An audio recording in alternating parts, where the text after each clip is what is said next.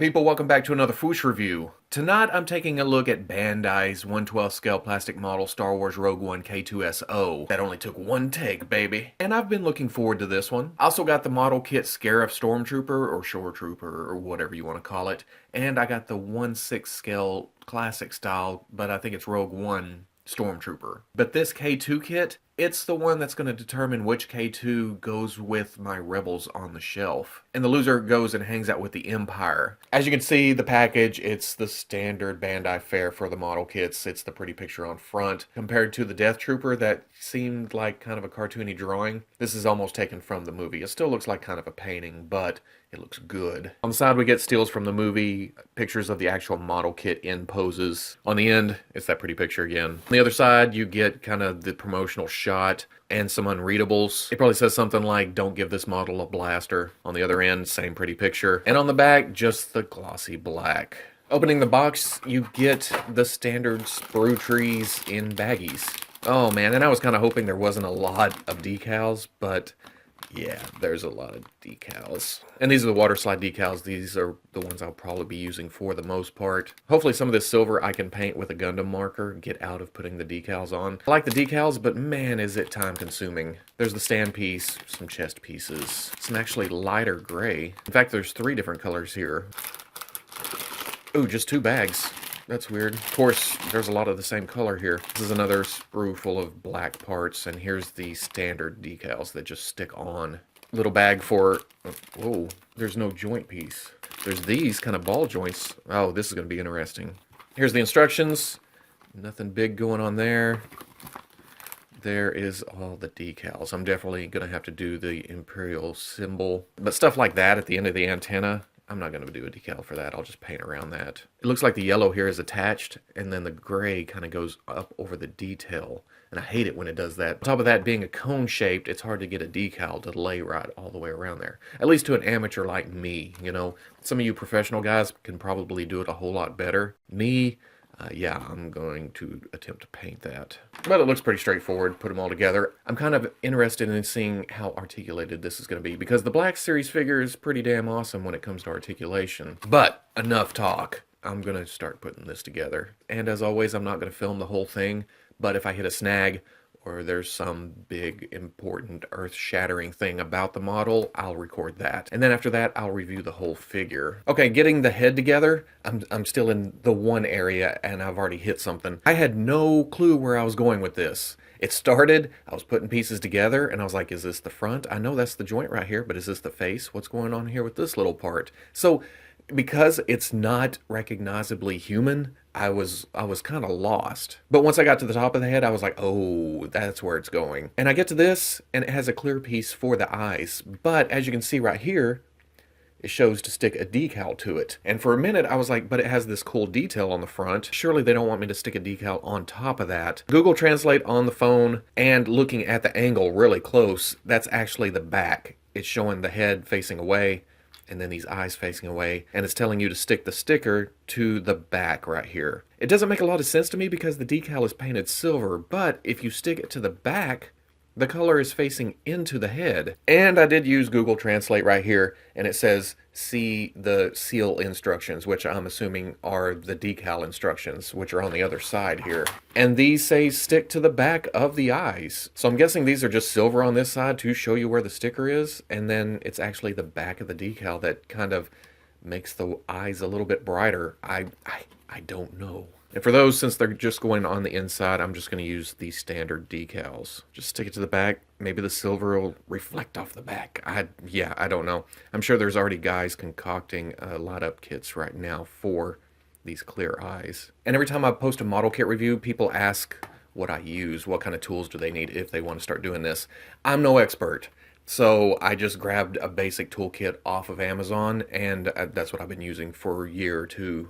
Since I started this crazy model business. But you want a good pair of side cutters is what it comes down to. I use these 99% of the time. If they're kept sharp, you don't need to do a lot of cleanup because they snip pretty clean.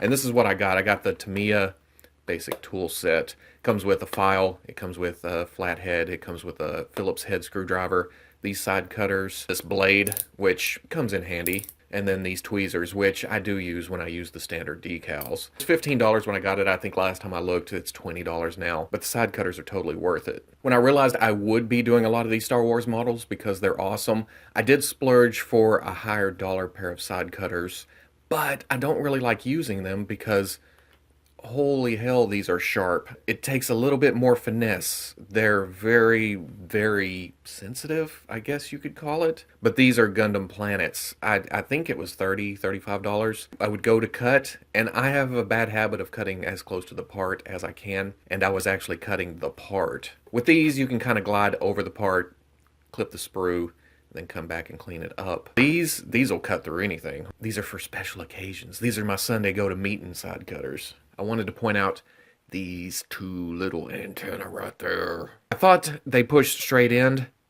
Of course, you know, I only go step to step to step. I don't look ahead because I get confused easily, and I don't want that. I skip steps as it is. So I didn't look at exactly what angle these antennae were standing. So I was trying to push them in this way, and they would not stay in there whatsoever. So I thought, I'm going to have to glue these things in. But I happened to take the bigger antenna and push really hard at the bottom, just because, you know, last ditch effort, and the bottom slipped in. So it actually goes in and kicks under, it kind of hooks under, but now they're solid in there. Okay, getting the waist, getting the leg together, all I can say is follow the instructions. There's some weird stuff going on here. It's kind of hard to tell which direction to put some of the pieces. I don't know, there's some weird decisions made on this model overall. A lot of the sprues attach right to obvious points. It just makes it blatantly obvious that something was cut. It feels like there's a little extra cleanup needed with this model kit. There are clear pieces to simulate the empty space in the joints right there. Well, actually, that one's got nothing in it. That's just a hole going through. This one, that's a clear piece going all the way through. But this is taking longer than I thought. There's a lot of little pieces. Even though there's not the usual rubbery joint system, every little joint is a separate piece. Okay, it's interesting how they did the hand here. It's kind of just a hook down into it, and then it plugs in right there. But what I really like is how they did the thumb on this kit. When I started clipping out the thumb, I was afraid it was going to be like the Battle Droid, where it would just kind of stick in there on a ball joint and it was easy to pop off. But this actually goes inside the socket, and then the other half of the hand sandwiches down on top of it. So you still have, well, not so much up and down, but you have in and out and then rotation, but that's not going to come out because it's held in there. Yeah, I like that.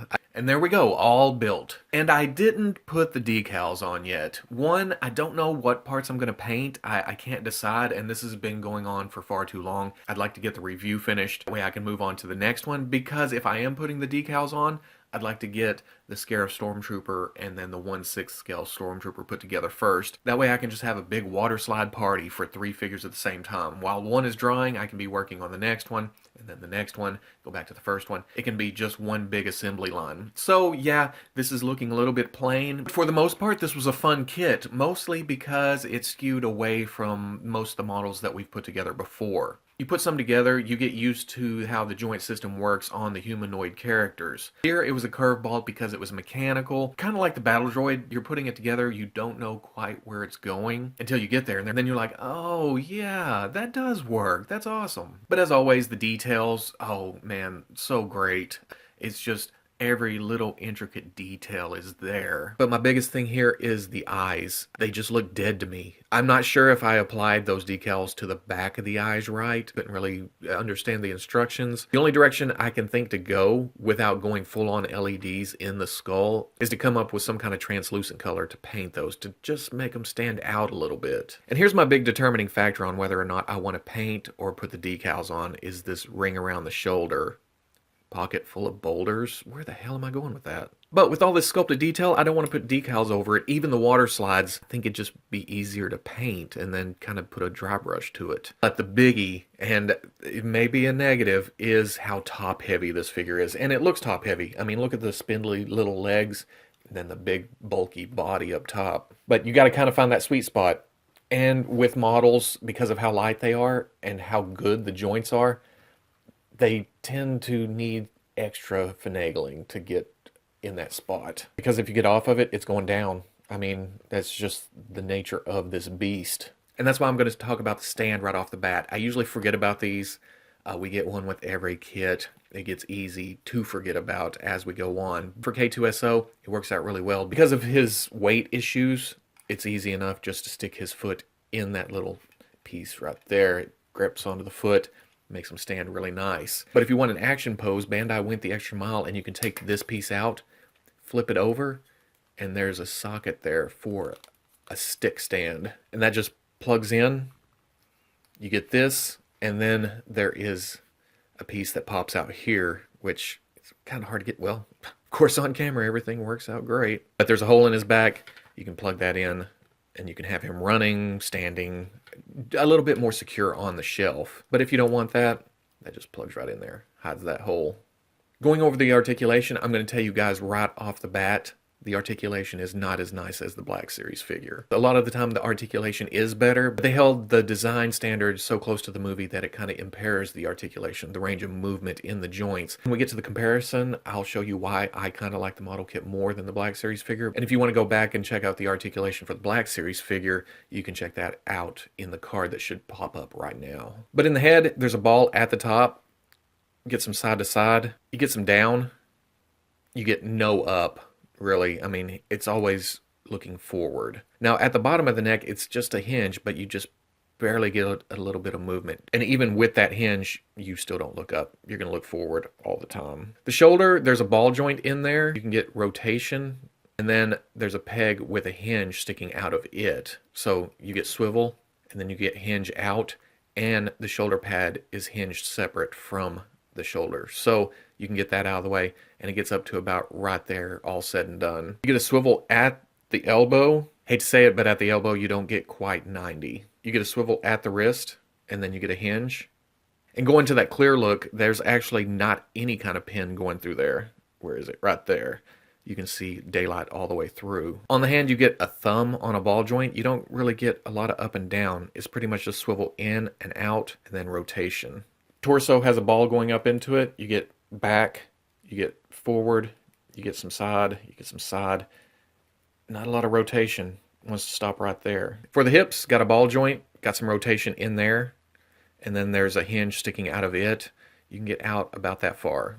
Not that great, but you can get in like this, which is superior to the Black Series figure. For rotation, because of the V crotch, it kind of goes out when you come up, but you can go all the way around. There's no stopping it. There's rotation above the knee. Knee goes back almost 90 degrees.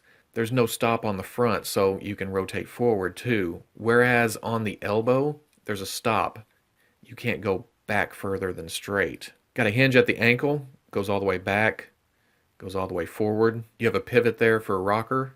You have a toe joint that goes pretty much all the way up. For accessories, K-2SO only comes with a separate piece of fingers, if that makes sense. Interchangeable fingers. One, you get open hand, kind of relaxed look. It's a little bit curled when it goes to the pinky, but for the most part, it's just open hand. And then you can switch out those finger pieces for fists. Not quite fists, but they're balled up. And what happens there is you just pull this off. It's a separate piece. You got a slot right there. Then you take the other fingers and just plug those in. The thumb is kind of weird when you put the fist on, but you can get it into a position where it kind of looks like mostly a fist. For comparison, here he is with the Black Series K-2SO, and it's kind of tough. The Black Series is going to be your action K-2SO. He's going to be in the action poses. He's got the heft to him. But for a display figure, the model kit K-2SO wins out. The model kit is a little bit more natural looking. It's thinner. Whereas the Black Series, since it was made to play, the joints are much bigger and thicker. I like the model kit because it's almost a little bit more relaxed. The legs on the Black Series, it looks like he's about to spring into action at any second. But then the model kit, it looks like he's just standing there,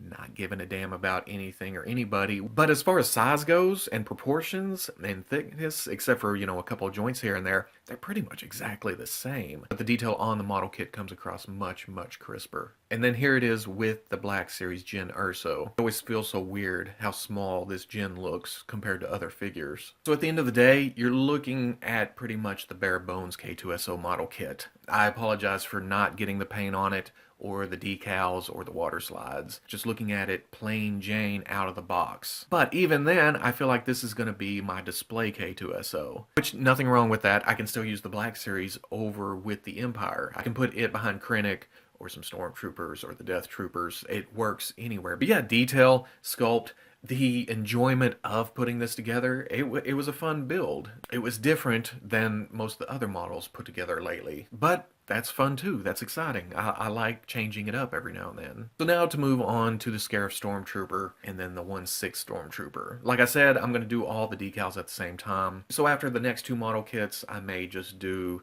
a video showing finished product. In fact, I need to go back and show what I kind of did to the Boba Fett's, maybe weather up some droids when I'm doing all this, but that may take a while. In the future, I may show all that, but at a later time, when I find some time.